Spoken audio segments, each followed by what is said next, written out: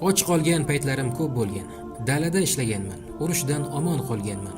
Yalang oyoq futbol o'ynaganman. Maktabga esa juda kam borardim.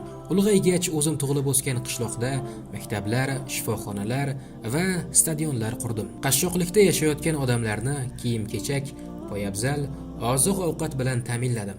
Menga shuni o'zi yetadi. 10 ta Ferrari, 20 ta tilla soat va 2 ta samolyot menga nima uchun kerak? Bu narsalar men uchun, dunyo uchun nima ham qila olardi? Bu so'zlar yaqinda Senegal termasi bilan Afrika chempionligini qo'lga kiritgan Sadio Mane tomonidan aytilgan. Aziz tomoshabin, siz bilan yana bir futbolchi tarixi va kamina do'stingiz Jaloliddin. Sadio Mane 1992-yilning 10-aprelida Senegalning Sedio shahrida tug'ilgan. Futbolchining bolaligi shahar yaqinidagi mo'jazgina Bambali qishlog'ida o'tdi. Kichkina uyda 9 jon yashashgan. Aka-ukalari, opa-singillari, ota-onasi hamda tog'asi. Sadioning otasi mahalliy masjidda imom bo'lib ishlagan, onasi esa uy ishlari bilan shug'ullangan. Oila doimiy tarzda kambag'allikdan aziyat chekkan. Shuning uchundir Manelar oilasi futbolni umuman yoqtirmagan. Sadio 11 yoshida otasidan yetim qoladi. Ochlik va nochorlik yosh yigit uchun og'irlik qilardi. Faqatgina futbol Sadioga katta umidlar berganda. Bu haqida futbolchining o'zi shunday deydi: Oilamizda hech kim futbolni yoqtirmagan. Onam har safar maydonda futbol o'ynayotganimni ko'rib qolsa, barcha itlarni orqamdan qo'yib yuborishga tayyor turardi. Hayotim mana shunday qiyin bo'lgan. O'zimni oilamdan yolg'iz his qilganman. Nima uchun ularning barchasi menga qarshi ekanligini tushunmaganman. Lekin futbolchi bo'lishimni aniq bilganman. Butun oilam menga qarshi bo'lsa ham, bu meni to'xtata olmagan. Manening ota-onasi farzandini yaxshi maktablarda o'qitishni va ilmli qilishni istardi. Ammo oiladagi pulning tanqisligi bunga yo'l bermasdi. Ustiga ustak yosh Sadioning fikr-xayoli to'p bilan band edi. Shuning uchun ham oila futbolni yomon ko'rgan. Ammo qahramonimiz futbolchi bo'lish uchun hammasiga tayyor edi.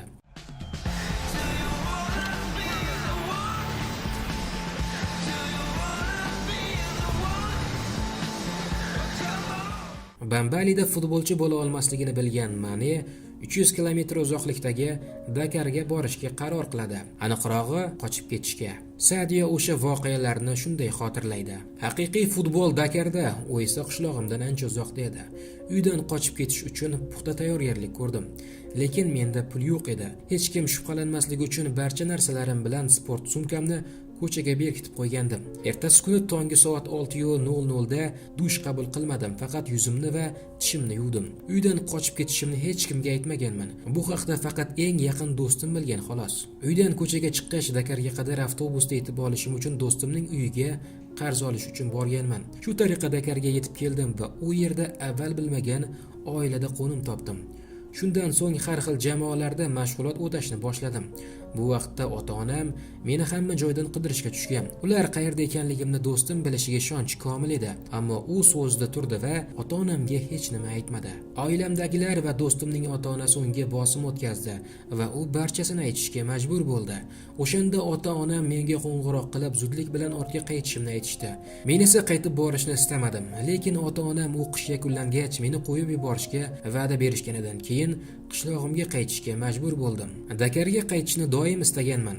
Menga futbol akademiyalaridan takliflar bo'lib turgan, lekin shartnomada ko'rsatilgan maosh menga to'g'ri kelmagan. Esimda Dakardagi bitta futbol akademiyasidan taklif bo'lgan. O'shanda menga yiliga 150 ming frank, taxminan 230 yevro maosh ko'rsatilgan shartnoma taklif qilishgan. Bu oilamiz uchun juda katta pul edi. Tog'amning maoshiga butun oilamiz bilan yashardik. Bu shunchaki imkonsiz edi.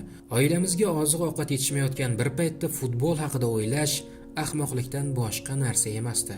Aslida Mane boshlang'ich sinflarda maktabning eng a'lochi o'quvchilaridan biri bo'lgan, ammo futbolga bo'lgan telbalarcha muhabbat kunni to'p bilan o'tkazishga majbur qilgan. Manedagi futbolga bo'lgan ishtiyoqni ko'rgan onasi va tog'asi Sadioga futbolchi bo'lishiga rozilik beradi.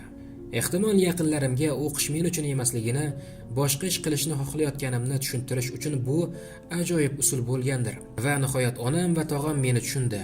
Men 1-divizionda o'ynaydigan Kazaspor jamoasining ko'rigiga bordim. Ko'rik paytida to'pig'imni qayirib oldim va bir oy vaqtimni jarohatni davolash bilan o'tkazdim. Shunday qilib Kazaspor ko'rigidan o'ta olmadim. Jarohatimdan forig' bo'lgach, Bambalidan 25 kilometr uzoqlikda joylashgan Koji klubiga bordim. O'shanda Sengor ismli qariyani uchratib qoldim. Bu haqida hech qachon gapirmaganman. Koji qishlog'ini yaxshi bilardim, chunki u yerga yong'oq olish uchun borardik. Qariya Sengor u yerda qo'riqchilik qilardi va yong'oq olmasligimiz uchun bizni haydab yuborardi. Kojiga kelishim bilan Sengorni velosipedda ketayotganini ko'rdim. U meni ko'rdi va men tarafga kela boshladi. U yana koyib bersa kerak deb o'yladim va undan berkinishga harakat qildim. U esa oldimga kelib, "Sadio, qo'rqma. Sen bilan futbol haqida gaplashmoqchiman. Futbolni zo'r o'ynashing haqida menga aytib berishdi. Muburi shahrida Dakardan 80 kilometr uzoqlikda akamning futbol jamoasi bor. Senga yordam berishim mumkin", dedi qariya Sengor. Shundan so'ng uyga qaytib bordim. Bu haqida onamga hech nima demadim, chunki Sengorning gaplariga unchalik ishonmadim. Va'da berib, keyin esa yo'q bo'lib qoladiganlar hayotimda ko'p bo'lgan. Ammo Sengor to'satdan uyimizga kirib kelib, onam bilan suhbatlashdi va o'qishimni davom ettirishimga va'da berib, gaplariga ishontirdi. Kojidagi jamoa o'rtamiyona edi, ammo ular taniqli klub skautlari tashrif buyurgan turli xil musobaqalarga mezbonlik qilardi. 2005-yilning oxirida bir insonning taklifi bilan Jennerson Food jamoasiga ko'rikka bordim. O'shanda 300 nafardan ko'proq bola jamoa ko'rigiga kelgandi.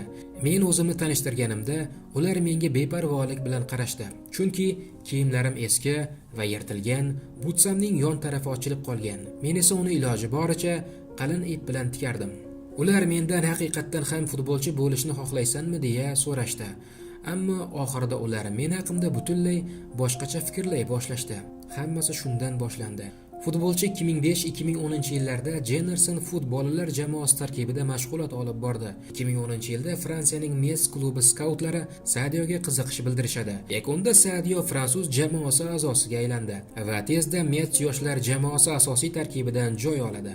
Dastlabki yilning yakunidayoq Sadio jamoaning eng yaxshi to'purariga aylandi va keyingi mavsumdan asosiy jamoaga taklif qilindi. Bu voqealardan futbolchining oila a'zolari butunlay bexabar edi. Sadio dastlab tog'asiga qo'ng'iroq qilib ishlari joyidaligi, Senegaldan ketganligi va hozirda Fransiyaning Metz jamoasida o'ynayotganligini ma'lum qiladi. Dastlab oila bunga umuman ishonmaydi. Televizorda Metzning o'yinlarida Maneni ko'rgachgina Bambaliliklar va Manelar oilasi haqiqatdan ham Sadio professional futbolchi bo'lganligiga ishonishadi. Metzdagi o'yinlardan keyin futbolchi Senegal termasiga chaqiruv oldi. O'shanda Sadio 20 yoshda edi va o'z orzulariga birin-ketin erisha boshlagandi. Afrikaning chekka qishloqlaridan birida qashshoq oilada tug'ilgan, otasidan erta yetim qolgan Mane hayotda hammasiga tinimsiz mehnat, sinovlarni yengib o'tish, maqsad sari olg'a yurish orqali erishish mumkinligini barchaga ko'rsatib bergan tirik namuna. Yuksak salohiyat egasi Fransiya jamoasida ko'p qolmadi. 2012-yil yozgi transfer oynasining so'nggi kunida Avstriyaning Red Bull Salzburg jamoasi 4 million yevro evaziga Maneni sotib oldi. Sadio Salzburg bilan 4 yillik shartnomaga imzo chekdi. Bu haqida futbolchining o'zi 2012-yilning 15-sentyabr kuni Avstriya chempionatida Ridaga qarshi o'yinda debyut qildim. 30-sentyabr kuni esa Shturma jamoasiga qarshi bahs olib bordik. O'shanda raqiblar darvozasini 2 marotaba ishg'ol qilganman. Bu professional faoliyatimdagi ilk dublim edi. Oradan roppa-rosa bir oy vaqt o'tgach, Avstriya kubogida Karlsdorfga qarshi uchrashuvda hat-trick qayd etdim. Shunday qilib, Avstriya jamoasi safida barcha musobaqalarda 63 marotaba maydonga tushib, raqiblar darvozasini 31 bor ishg'ol qilganman, deydi.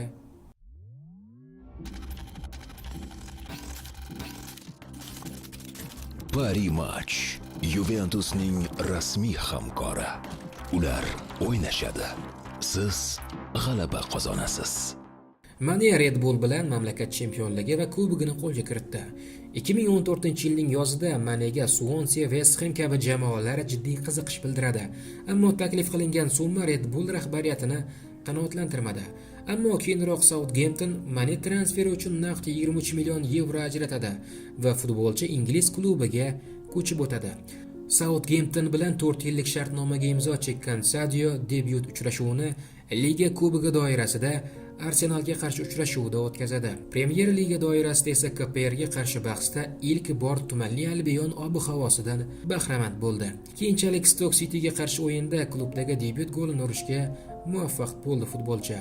Sadio Premyer Ligaga keliboq porlagan futbolchilardan biri. Negaki Mane ketma-ket o'yinlarda gol ura boshlaydi. Futbolchi Southamptonda 67 o'yinda 41 gol urishga erishdi. Jamoaning 2015-2016-yilgi mavsumida 15 gol urib, eng yaxshi to'purarga aylangan Manega klub boshlig'i Liverpooldan taklif tushadi.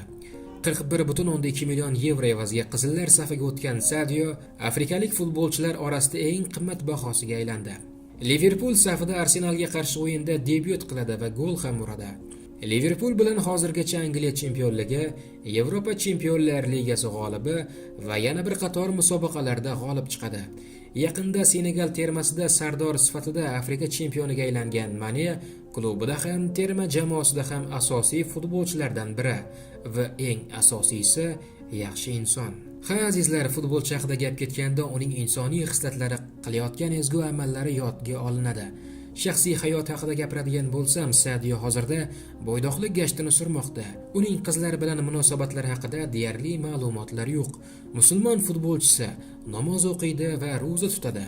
Kamtar inson oyligining bir qismini Banbaliga, jonajon qishlog'iga jo'natib turadi. Kompyuter o'yinlari o'ynamaydi. Roligimizni futbolchining bir intervyusi bilan yakunlaymiz.